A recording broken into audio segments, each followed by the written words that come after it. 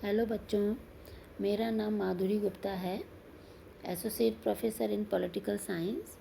हम second year का first paper पढ़ रहे हैं। उसमें हम ब्रिटिश संविधान के बारे में पढ़ रहे हैं और कल हमने पढ़ा था कॉमन सभा की स्पीकर के बारे में और उनकी हमने शक्ति, कार्य, निर्वाचन पद्धति को देखा था और साथ में ही लास्ट में हमने पढ़ा था कंगारू समापन। कंगारू समापन वह होता है जिसमें सदन के पास में एक्चुअली समापन 3 तरह का होता है। एक तो साधारण समापन, दूसरा होता है कंगारू समापन। कंगारू समापन हमने कल पढ़ा था, जिसमें यह था कि सदन के पास में इतना समय नहीं होता है कि प्रत्येक विधेयक या प्रस्ताव पर वह विस्तार से चर्चा कर सके। इसीलिए कार्य की अधिकता के कारण स्पीकर महत्वपूर्ण विधेयकों तथा प्रस्तावों को चुन लेता है और उन पर मतदान करा देता है ताकि सदन की कार्यवाही को तेज़ गति से चलाया जा सके। कि कई बार ऐसा होता है कि अनावश्यक विषयों पर लंबी चर्चा होती रहती है और जब महत्वपूर्ण विषय आते हैं उनके लिए समय ही नहीं बचता है, तो इसलिए समय व्यर्थ ना हो उसके लिए कंगारू समापन की प्रक्रिया रखी गई है। और इसी तरह का एक समापन की प्रक्रिया और है जिसे हम कहते हैं गिलोटिन। इसमें विधेयकों पर या बिल के किसी भाग पर चर्चा का समय निश्चित कर दिया जाता है जिससे कि समय व्यर्थ ना जाए। तो इस तरह से ये विधेयकों पे चर्चा के 3 प्रकार हैं। आगे हम पढ़ेंगे विधेयकों के प्रकार। विधेयक यानी बिल। बिल 2 तरह के होते हैं, एक सार्वजनिक बिल, दूसरा होता है निजी बिल। अब सार्वजनिक बिल वो होते हैं जो समस्त जनता से संबंधित होते हैं या समस्त जनता के हितों से जुड़े हुए होते हैं, और निजी बिल होते हैं किसी क्षेत्र विशेष से संबंधित, यानी किसी क्षेत्र विशेष के लिए ही वो होते हैं। सार्वजनिक बिलों को फिर हम 2 भागों में विभक्त कर सकते हैं, निजी सदस्यों के बिल और दूसरा है सरकारी विधेयक या सरकारी बिल। निजी सदस्यों के बिल गैर सरकारी विधेयक जो गैर सरकारी सदस्यों द्वारा प्रस्तुत होते हैं, सर्वसाधारण से संबंधित होते हैं और अवित्तीय होते हैं। निजी सदस्यों के बिल में ये है कि वो गैर सरकारी होते हैं, अर्थात सरकारी सदस्यों द्वारा नहीं लाए जाते हैं, और सर्वसाधारण से तो जुड़े हुए होते हैं, लेकिन वो अवित्तीय विधेयक होते हैं, यानी वित्त विधेयक या धन से संबंधित नहीं होते हैं। सरकारी विधेयक 2 प्रकार के होते हैं, एक वित्त विधेयक, दूसरा है साधारण विधेयक। वित्त विधेयक वो होते हैं जो धन से संबंधित होते हैं, और साधारण विधेयक जो साधारण कानून होते हैं। तो इस तरह से ये विधेयक की प्रक्रिया है कि विधेयक के प्रकार हैं। आगे हम पढ़ेंगे प्रदत्त व्यवस्थापन। प्रदत्त व्यवस्थापन क्या चीज़ है? यह है कि संसद द्वारा निर्मित कानून के मोटे खाके को विभागीय आदेश जारी करके रक्त मांस प्रदान करना संबंध विभागों का कार्य होता है। इसका अर्थ यह है कि संसद के पास में इतना समय नहीं होता है कि वह कानून को बारीकी से बना सके, इसलिए वह कानून को एक मोटे खाके के रूप में बना देता है और वह विभागों को आदेश जारी कर देता है कि उसमें से बारीक रूप से बनाने का कार्य, बारीकी से उस कानून को बनाने का कार्य विभागों के द्वारा किया जाता है। यह समय की कमी के कारण भी होता है, और जो विधेयक बनाने वाले मंत्री और जो होते हैं वो इतने विषय के विशेषज्ञ भी नहीं होते हैं और उनके पास में इतने डेटा भी उपलब्ध नहीं होते हैं। इसके निम्न कारण है।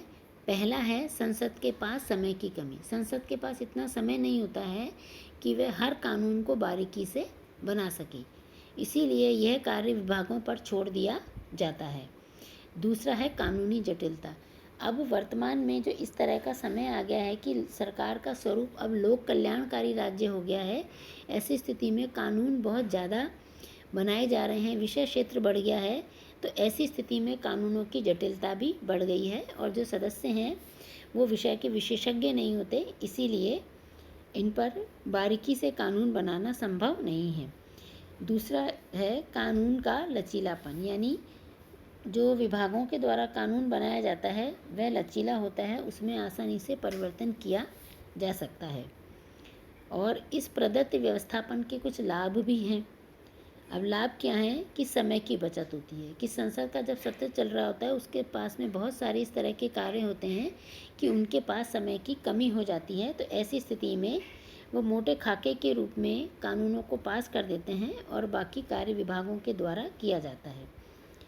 विशेषज्ञों का लाभ कि जो मंत्री होते हैं या विभागों के अध्यक्ष होते हैं वो विषय के विशेषज्ञ नहीं होते हैं, तो ऐसी स्थिति में जब विभागों के द्वारा कानून बनाया जाता है तो उनको विशेषज्ञों का पूरा लाभ मिलता है। कानून का बारीकी से अध्ययन किया जाता है और उसको ठीक प्रकार से लागू भी किया जा सकता है। लचीलापन, उनके पास में इतना समय होता है कि वो बारीकी से उस पर चर्चा करते हैं और उसको लचीलापन प्रदान करते हैं। और संकट काल का सामना भी किया जा सकता है क्योंकि संसद के पास इतना समय नहीं होता है। ऐसी स्थिति में विभागों के द्वारा ये व्यवस्थापन का कार्य किया जाता है। लेकिन इसकी आलोचना भी की जाती है क्योंकि वास्तव में कानून बनाने का कार्य विधायिका का है और यह कार्य अब कार्यपालिका के पास में चला गया है। और इसके मुख्य आलोचना करने वाले हैं लॉर्ड हेवार्ड, जिन्होंने इसको न्यू डेस्पोटिज्म या नई निरंकुशता कहा है। अब इसका कारण क्या है? पहला, कार्यपालिका के हाथों में शक्ति का केंद्रीकरण। इसके कारण क्या हो रहा है?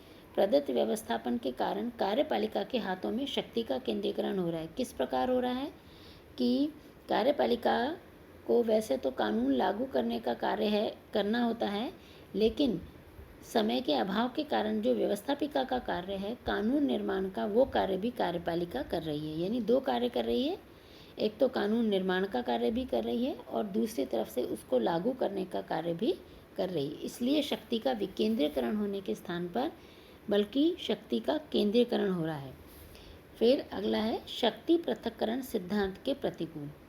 जो संसदीय कार्य प्रणाली है इसमें भी शक्ति पृथक्करण को अपनाया गया है। यह लोकतंत्र की विशेषता भी है, जिसमें कि विधायिका कानून निर्माण का कार्य करती है, कार्यपालिका उसको लागू करने का कार्य करती है और सर्वोच्च न्यायालय जो कानून की संवैधानिकता की जांच करता है या दंड देने का कार्य भी करता है। तो ऐसी स्थिति में यह शक्ति पृथक्करण के सिद्धांत के विपरीत है, क्योंकि जो एक अंग है लोकतंत्र का, कार्यपालिका, वह दो कार्य कर रहा है, कानून निर्माण का कार्य भी और कानून को लागू करने का कार्य भी। कर लगाने की शक्ति, अगला है कर लगाने की जो शक्ति है जो वास्तव में विधायिका के पास में है और प्रदत्त व्यवस्थापन के कारण ये शक्ति कार्यपालिका के पास में आ जाती है। और लोकतंत्र के प्रतिकूल है क्योंकि लोकतंत्र में शक्ति का विभाजन किया गया है, लेकिन इसके कारण यह लोकतंत्र में शक्ति का विभाजन नहीं हो पाता है। आगे हम पढ़ेंगे संसदीय विपक्ष। हम ये जानते हैं कि लोकतंत्र में विपक्ष की महत्वपूर्ण भूमिका है और अगर कहीं पर विपक्ष नहीं है तो वहाँ लोकतंत्र भी संभव नहीं है। तो विरोधी दल संसद का महत्वपूर्ण अंग होता है और यह सरकार की नीतियों की आलोचना करके उसको सतर्क और सावधान बनाए रखता है। अगर विपक्ष नहीं है तो वहाँ हम ये कह सकते हैं कि सच्चा लोकतंत्र नहीं होगा। जेनिंग्स की ये परिभाषा भी है कि यदि ये जानना हो कि अमुक देश की जनता स्वतंत्र है या नहीं, तो यह जानना आवश्यक है कि वह विरोधी दल है या नहीं और है तो कहाँ पर। जेनिंग्स की इस परिभाषा में संसदीय विपक्ष का पूरा भाव स्पष्ट हो जाता है कि हमें अगर किसी देश की जनता के बारे में ज्ञान प्राप्त करना है कि वे स्वतंत्र है कि नहीं, तो हमें ये मालूम होना चाहिए कि वहाँ विपक्ष है या नहीं। और अगर विपक्ष है तो वह कहाँ पर है। कहाँ पर से मतलब ये है कि विपक्ष इतना सशक्त है कि वो संसद की कार्यवाही में भाग लेता है। जो सरकार है, सत्ता पक्ष है, वो उसका पूरी तरह से उसका आलोचना करता है, उसका विरोध करता है और उसकी जो बातें हैं, जो भी इस तरह की बातें हैं जो जनता के लिए हितकारी नहीं है, उनको सरकार के समक्ष, जनता के समक्ष प्रस्तुत करता है। आज का लेक्चर यहीं समाप्त होता है। धन्यवाद।